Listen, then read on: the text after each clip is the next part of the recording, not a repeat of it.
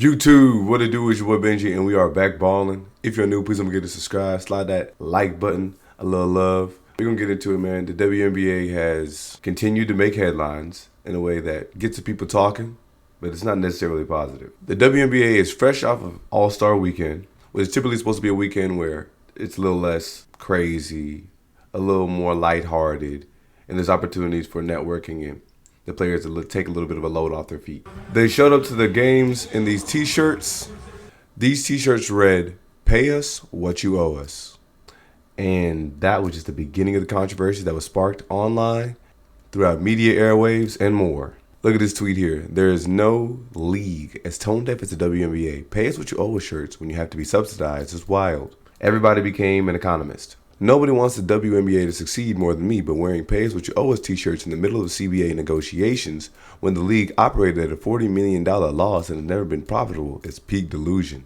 It's very possible that this was the right message, yet the wrong messenger. These shirts were worn walking out to warm-ups in the All-Star Game. The All-Star Game was not one that was celebrated by many fans and onlookers. I mean, they made whole low-light films. PLUM shovels into Thomas. Thomas misses the. Here's Angel Reese firing away. Reese has been on a tear of late. Nate Tibbetts, their head coach, their system surrounding her, shooting And it's not about the misses. It's just in totality about the lack of effort and the things that we typically complain about when we're talking about watching All-Star games. The game in itself lacks competitiveness as a whole. There is an argument to be made that this was not the right time to make this argument. Well, it was a very powerful moment. We didn't, at least as players, we didn't know that was going to happen.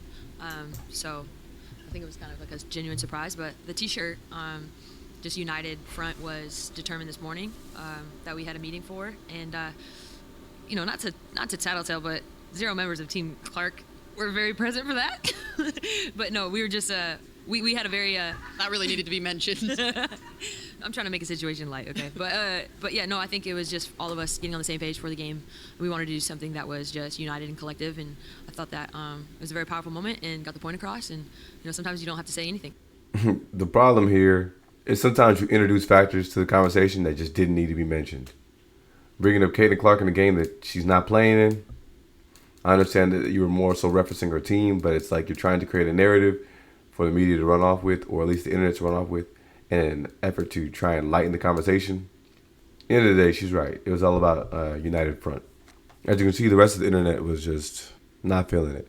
I was staying quiet on the topic until now. At this point, Caitlin Angel and the woman with the most aura can keep stacking sponsorship bread, but the rest of them can, oh my goodness. Not a tattletale, but 1 second later. But back to everybody becoming an economist. NBA players make about 50% of the league's revenue. WNBA players make about 9% of the league's revenue. They're not asking for equal pay. They're only asking for a larger share of the league's revenue. The claim is accurate. NBA players receive about 49 to 51% of league revenue per their CBA. WNBA players effectively get about 9 to 10% under their current agreement, though some reports vary slightly due to definitions of revenue. The WNBA, in the entire history of its existence, has never made a profit. Last year, they lost $40 million. They require subsidies from the NBA to consistently keep them afloat. The level of entitlement is insane to me. I will always stand on the side of people getting paid more. Go get your money, ladies. Any other business that didn't generate revenue for 30 years would be gone. For those who have never ran a business, you don't have to turn a profit to get a pay raise. The WNBA has seen financial growth over the last 2 years, so much that they're expanding, and the players are the reason for the growth. Jamel Hill talks about it. And brings up a point that I've talked about in multiple videos. What does it say about the salary structure in the WNBA that the whole reason that Brittany Griner was playing in Russia is because in Russia, that has not so good of a record of human rights, pays their women's basketball players better than they do here in America. That's the whole reason why she was there. The NBA and WNBA have a new TV deal that's $2.2 billion. That's going to average around $200 million for the WNBA. So if I concede that they lost $50 million last year, if everything stayed stagnant, that means next year they'll get what? $150 million. Therefore, they would be profitable. If you were negotiating with somebody for the shares of $150 million, would you want to negotiate that before that money hits or after that money hits? Before, okay? I think they're around 9% of the revenue they get. MLB, NHL, NFL around 50%. All right, now, they're not profitable.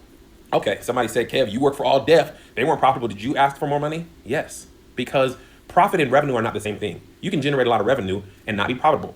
Police departments are not profitable. Do you think police officers don't argue for more money? They do. If a movie loses money, should the actors not be paid their worth? They should. Also, ask yourself why a business would want to report losses, even if they didn't have to. Because there's benefits to reporting losses. Movie studios do it all the time. They write off as much as they can, and reporting a loss, it has great tax benefits. All right? So that's my argument. WNBA is generating more money, more interest. Therefore, I believe the players should get a bigger percentage of that. In 2023, Uber reported the first year of profit after a $9.1 billion loss the year prior.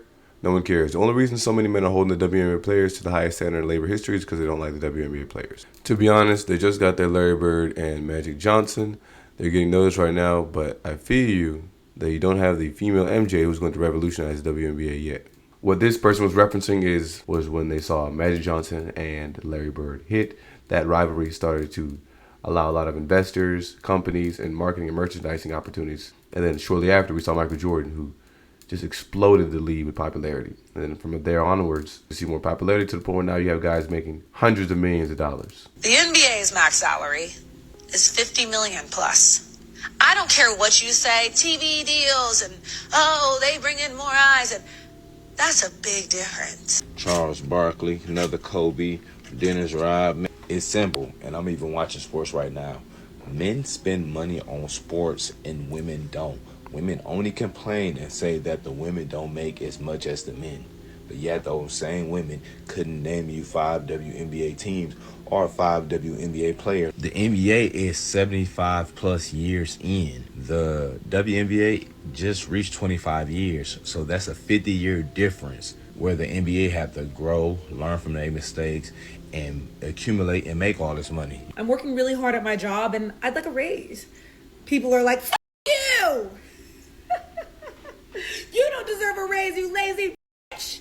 Let me tell you what I know about the company you work at. Maybe I'm just built different, but you could bag groceries at Costco and tell me you want to make more money and you deserve a raise, and I'll say, hell yeah. You want me to go tell them myself? Eat the rich. Costco, they need to pay you more.